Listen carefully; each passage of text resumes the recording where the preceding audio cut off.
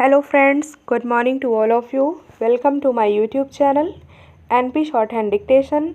Guys, I am going to dictate you at the speed of 100 words per minute and to a progressive magazine. So, be ready for the dictation. Get ready. Start. I rise to inform the House of momentous developments that have taken place while we are in Greece. On May 11, 1998, India successfully carried out 3 underground nuclear tests. 2 more underground tests on May 13, 1998 completed the planned series of tests.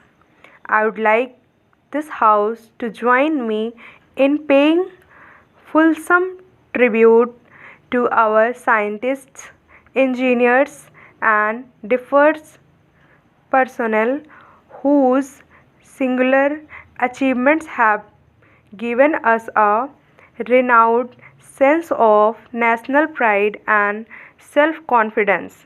In addition to the settlement I now make, I have also taken the opportunity to submit to the House a paper entitled Evolution of India's Nuclear Policy. In 1997, when India emerged as a free country to take its rightful place in the Committee of Nations, the nuclear age had already dawned. Our leaders then took the crucial decision to opt for self-reliance and freedom of thought and action. We rejected the Cold War paradigm and chose the more difficult path of non-alignment. Our leaders also realized that a nuclear weapon free world would enhance not only India's security but also the security of all nations. That is why disarmament was and continues to be a major plank in our foreign policy. During the 50s, India took the lead in calling for an end to all nuclear weapon testing, addressing the Lok Sabha on April 2, 1954. Pandit Jawaharlal Nehru, who members to pay homage today, stated nuclear, chemical, and biological energy and power should not be used to forge weapons of mass destruction.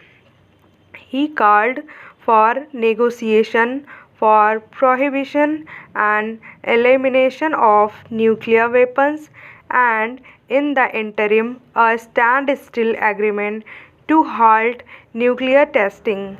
This call was not heeded in 1965 along with a small group of non-aligned countries.